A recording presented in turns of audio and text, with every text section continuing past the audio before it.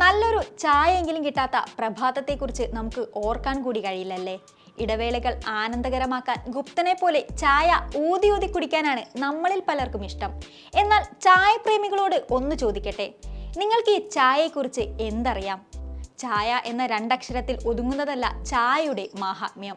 കട്ടൻ ചായ, strong, light, medium, without, masala, ഇഞ്ചിക്കട്ടൻ, പൊടിച്ചായ, ഔഷധച്ചായ, സുലൈമാനി. 6 മലയാളികൾക്ക് 100 മലയാളം എന്ന പോലെ എത്ര വൈവിധ്യങ്ങളാണ് ചായയ്ക്ക് മാത്രം. അങ്ങനെ ഒന്നോർത്താൽ നമ്മുടെ ജീവിതത്തിന്റെ ഭാഗം തന്നെയാണ് ചായ. ലോകത്തിൽ വെള്ളം കഴിഞ്ഞാൽ ആളുകൾ ഏറ്റവും കൂടുതൽ കുടിച്ചു തീർക്കുന്ന പാനീയവും ചായ തന്നെ. ചായ ഇത്ര പ്രിയങ്കരവും സവിശേഷമായതുകൊണ്ട് തന്നെയാണ് എല്ലാ വർഷവും മെയ് 21 അന്താരാഷ്ട്ര ചായ ദിനമായി ആഘോഷിച്ചു വരുന്നതും. തേയില ഉൽപാദനം നടത്തുന്ന രാജ്യങ്ങൾക്ക് അതിൻ്റെ പ്രാധാന്യം ഊന്നി പറയുന്നതിനും ദിശാബോധം നൽകുന്നതിനുമായാണ് ഇങ്ങനെ ചായ ദിനം കൊണ്ടാടുന്നത്. എങ്ങനെയാണ് ചായയുടെ പിറവി? ആരാണ് ഈ സവിശേഷ പാനീയം ആദ്യമായി ഉപയോഗിച്ചത്? വാമൊഴി കഥകൾ അനുസരിച്ച് ഏതാണ്ട് 5000 വർഷങ്ങൾക്ക് മുമ്പ് ചൈനയിലാണ് ചായ ആദ്യമായി മധു പകർന്നത്. ചൈനീസ് ചക്രവർത്തിയായിരുന്ന ഷെങ്നൂങ് ചായ ആദ്യമായി രുചിച്ചറിഞ്ഞത്. കാട്ടിൽ പതിവ് പോലെ വേട്ടയ്ക്ക് പോയ ഇദ്ദേഹം അല്പം വെള്ളം ചൂടാക്കാൻ വെക്കുകയും ഏതോ ചെടിയുടെ ഉണങ്ങിയ ഇലകൾ വെള്ളത്തിലേക്ക് പാറി വീഴുകയും ചെയ്തു. തവിട്ടു നിറത്തിലായ ഈ വെള്ളം രുചിച്ചു നോക്കിയ ചക്രവർത്തിക്ക് എന്തെന്നില്ലാത്ത ഉന്മേഷം അനുഭവിച്ചറിയാൻ സാധിച്ചു. ചായ എന്ന സൂപ്പർ ഹിറ്റ് പാനീയത്തിന്റെ കഥ അവിടെ തുടങ്ങുന്നു. ചാ എന്ന ചൈനീസ് പദത്തിൽ നിന്നാണ് ചായയുടെ തുടക്കം.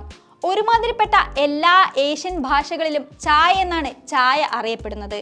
ചൈന മറച്ചുപിടിച്ച ഈ അത്ഭുത പാനീയം ബുദ്ധ സന്യാസിമാരിലൂടെ ജപ്പാനിലെത്തുകയും പിന്നീട് മറ്റു രാജ്യങ്ങളിലേക്ക് വ്യാപിക്കുകയുമായിരുന്നു. ചായയുടെ രുചി നന്നേ ഇഷ്ടപ്പെട്ട ബ്രിട്ടീഷുകാർ ഇന്ത്യൻ മണ്ണിലും വിത്തിറക്കുകയായിരുന്നു.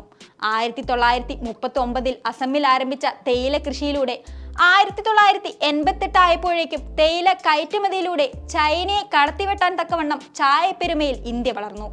ഇന്ന് തേയില കയറ്റുമതിയിൽ മാത്രമല്ല, ചായ ഉപയോഗത്തിലും ഇന്ന് ഇന്ത്യ തന്നെയാണ് ഏറ്റവും മുന്നിൽ. ആഡംബരത്തിലും ചായ ഒട്ടും പിറകിലല്ല. ബ്രാൻഡ് മാറുന്നതിന് അനുസരിച്ച് വിലയും കൂടും. ചായയുടെ ജന്മദേശമായ ചൈനയിലാണ് ഏറ്റവും വില കൂടിയ തേയില ഉൽപ്പാദിപ്പിക്കുന്നത്.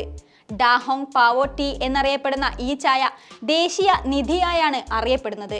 കിലോഗ്രാമിന് ഏകദേശം 9 കോടിയിലധികമാണ് വില. വില കേട്ട് ഞെട്ടണ്ട. ഏറ്റവും ചെലവേറിയ രണ്ടാമത്തെ ചായയും ചൈനയിൽ നിന്ന് തന്നെയാണ്.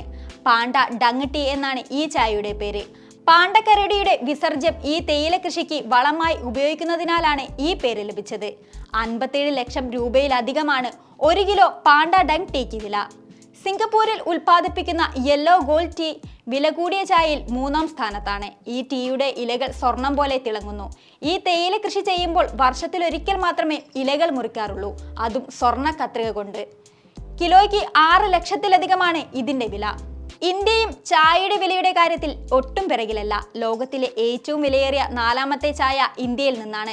സിൽവർ ടിപ്സ് ഇംപീരിയൽ ടീ വളരെ പ്രത്യേകതയുള്ളവയാണ്. ഈ ടീ ഇലകൾ പൗർണമി രാത്രികളിൽ മാത്രം പറിച്ചെടുക്കും. അതും വിദഗ്ധർ അതീവ ശ്രദ്ധയോടെയാണ് മുറിച്ചെടുക്കുന്നത്. ഡാർജിലിംഗിലെ മലഞ്ചെരിവുകളിൽ മക്കേബാരി ടീ എസ്റ്റേറ്റിൽ നിന്ന് വിളവെടുക്കുന്ന തേയിലയാണിത്. വെള്ളി സൂചികൾ പോലെയാണ് ഇതിന്റെ ഇലകൾ. കിലോയ്ക്ക് 1.5 ലക്ഷത്തിലധികമാണ് ഇതിന്റെ വില. ഈ വിലയൊന്നും കേട്ട് ഞെട്ടണ്ട. നമുക്കൊക്കെ സാധാരണ ചായ മതി. നമ്മുടെ ഗൃഹാതുരത്വമുണർത്താനും ഉന്മേഷമാവാനും ന്യൂജൻ കഫ്തീരിയകളിലെയോ പെട്ടിക്കടകളിലെയോ 10-12 രൂപയ്ക്ക് ലഭിക്കുന്ന 1 കപ്പ് ചായ തന്നെ ധാരാളമല്ലേ? എന്നാൽ ഈ ചായപ്രേമം ഒരു അഡിക്ഷനായി മാറാതെയും നോക്കണം. അമിതമായി ചായ കുടിക്കുന്നത് നിങ്ങളെ രോഗിയാക്കും. മാറാ രോഗി.